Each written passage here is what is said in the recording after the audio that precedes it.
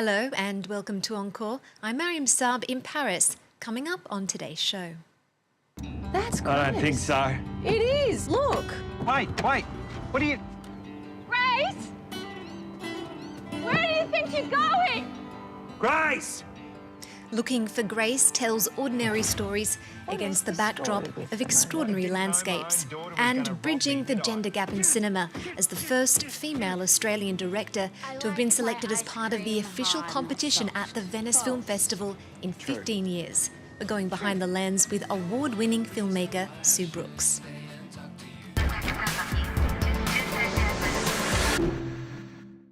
Hello Sue, good to have you on the show. Oh, lovely to be here. Now, Looking for Grace, you've taken an experimental approach with this film. There are 5 intersecting stories, non-linear, that are happening. The plot now springs from a character played by Odessa Young, a young teenage runaway. Mm-hmm. Why is it that you chose to break away from convention and tell the story in this way? I think it was just something that I've always been fascinated with, that idea of the fractured narrative, so that when you tell a story that way, what you get to do is get to see everybody's point of view of a story of in any given moment. So I was sort of intrigued about that fact that, you know, you can be in a certain circumstance and then someone else, and you have a story to tell about that, but someone else who's going through the same world can have a completely different story, and that intrigues me. So that was the sort of the impetus to go on the fractured narrative path. The fact that we can all touch on each other's stories. Well, we all have this, we can all come together with the one story, but what happens is we experience it quite differently. And even with people that you're really close to, they can have a completely different understanding of what happened. Now, this story in particular, why did you feel the need to tell it? Well, I was interested in the journey of the young girl. I was interested in the idea of being on the cusp of being a young girl and being a woman, or being a young woman.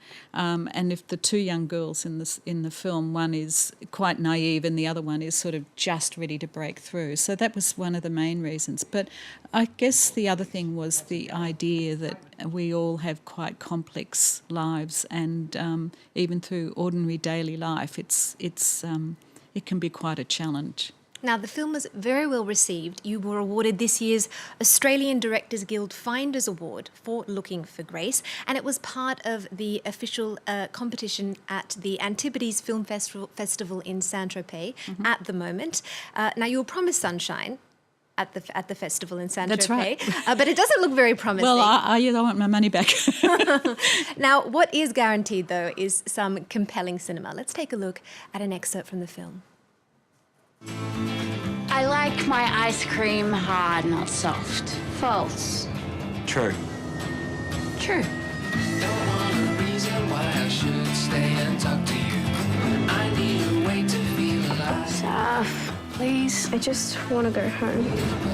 Or is she the sort of kid who likes it? Yeah, he looks like a fun sort of a bloke. Oh, God. Is she sensible? She's as sensible as her father. I don't think we'll need to be checking the dental records on this one. What is the story with the money? Well, I didn't know my own daughter was going to rob me, did I? Ever had an affair, Tom? Not really. Why do you think she wrote Sorry, Mum? Well, I guess she is. Yeah, but why not Sorry, Dad? Or Sorry, Mum and Dad? Now, it comes as no surprise to me that you actually started out studying cinematography at the Australian School of Film and Television because your landscapes are, you seem to be drawn to capturing landscapes in Australia, particularly long shots, mid shots, something of your trademark in film. What do these bring to your storytelling? I love that experience in a film when you can just sit and look at a big frame, and it takes you into the world, and it's not sort of throwing everything at you. It gives you time to sort of contemplate and see where we sort of sit in the landscape. And I guess that asks for me questions about who we are in the universe. And that's the thing about film. It can ask bigger questions than often a lot of filmmaking does for you. And I'm interested in that sense, that you can just sit there in that world and be in almost like a slightly meditative state watching a film. And you had a bit of a playground in Australia where you shot the film. It was shot in the wheat belt of Western Australia. Yeah. It's shot over in that it's a big, vast piece of land, enormous piece of land actually, that mostly they grow wheat. And I grew up in that sort of country over on the east side, but this is over on the west, and it's like it's on steroids. It's enormous. And the silos are enormous, like they're almost breathtakingly big, and the skies are big and the land is big, and it's sort of all of those things on a frame make you feel differently about life, really. Yeah, and yet the stories that you portray within those frames are so nuanced and tiny, delicate. They're tiny little stories. Yeah, you're worried. They're worried about tiny little things, like if their teeth white enough, or where did they leave their keys, or whatever the questions are. But they're tiny things, but in a vast sort of bigger questions being asked, and then smaller questions at the same time. Now, you have a knack out of getting great performances out of your actors. At one point, you relied on the more traditional Stanislavski approach, but that changed when you met a French master clown and professor of theatre director. Tell us about that encounter. Yeah, his name's Philippe. I'm going to make an awful mess of this. Philippe Gollier. And he came out to Australia a number of years ago and ran a number of workshops, and he changed my whole view about how to direct performance, what in fact is a joyful experience. And I did some very embarrassing things on his workshops, but oh my God!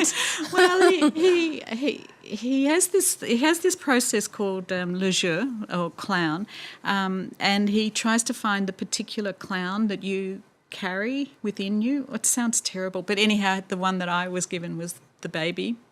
So I played a toddler in one of his workshops, and it was an extremely exposing but gorgeous experience. I've never forgotten it.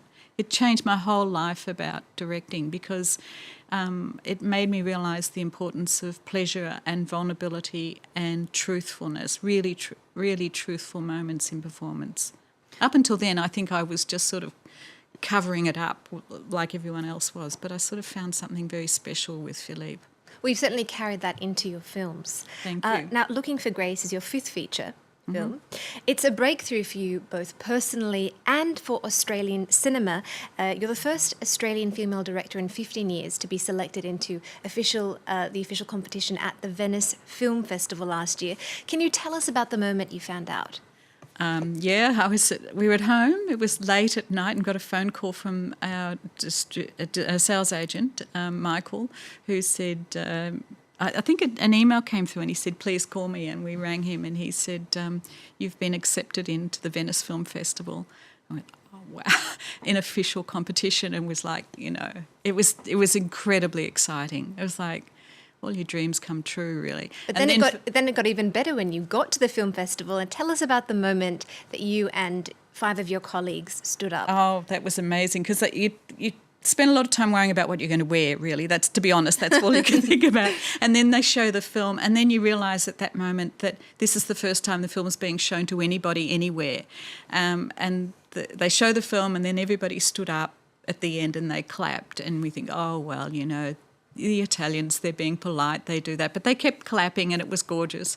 And so we stood up. We were at this sort of little proscenium part at the top, and we all stood up to take the applause. And all 6 of us that stood up were all women.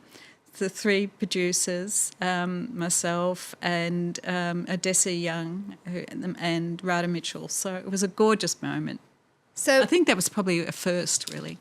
Is there a gender imbalance in the Australian film industry? Is it hard as a woman to push your films through? Yeah, look, it is harder, and you can't deny the fact that it's harder because that's what the statistics tell you. The truth is that every day you get up and you go to work, or you don't think of yourself as a woman, you're just out there battling away. You know, you write your scripts and you try to find finance and you try and find your sales agents and you try and find your path through. You're not actually thinking, this is harder because I'm a woman. But when you look back at it and when you look at the context that you're trying to get your finance through, you realise that it's a very narrow gate. Our gate during the time we were financing this was only 15% open, if you know what I mean. 15% of directors in Australia are female. At that particular time, yeah. They're trying to redress that, and I think they're doing a good job of it, but it's still like you need a lot of elbow grease to open those gates. Now, a change of track, we're going to share some performance art that inspires you. Can you tell us a little bit about the Aboriginal and Torres Strait Islander performance group Bangarra? Bangarra, yes. They're an amazing performance group. They're amazing dancers, and they've taken traditional dance and they've moved it into contemporary dance. And there's been some performances here recently, and there's another film. There's a film about their work called Spear, which I think is fabulous. But what they do, which is what I would love to be able to do in film and try to do in film, is they bridge something so that while you're watching it, you're being moved, but you can't articulate why you're being moved by it. They move the body. They move you in a way that's really quite special. And I recommend if anyone gets a chance to see them, they should go. Well, that's something that I think you and your films have in common with the Thank Bangarra you. Dance Troupe. We're going to leave you with a look at the Bangarra Dance Theatre Company. Thank you so much for joining Thank us, you. Sue. Remember our website. Drop us a line on Twitter, Instagram and Facebook. There's more news coming up on France 24 right after this.